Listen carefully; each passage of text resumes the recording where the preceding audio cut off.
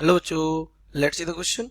Calculate the number of photons in 6.63 joules of radiation energy of frequency 10 to the power 12 hertz given h is equals to 6.63 into 10 to the power minus 34 joule second. So let's see the key concept of this question. The key concept of this question is beta, according to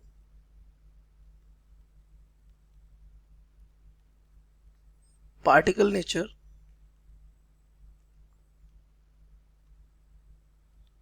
of radiation, it is traveled in the form of discrete packets of energy. ये discrete packets of energy की form में travel करता है ना. These packets are called of energy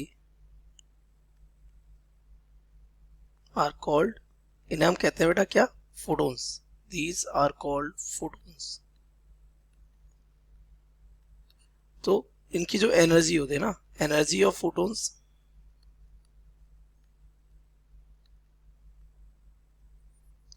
ये directly proportional होती है किसके, फ्रीक्वेंसी जो कि इसकी है.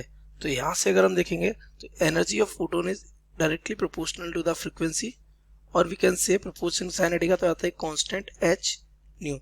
जहां ये एच है बेटा, H is what, Planck constant.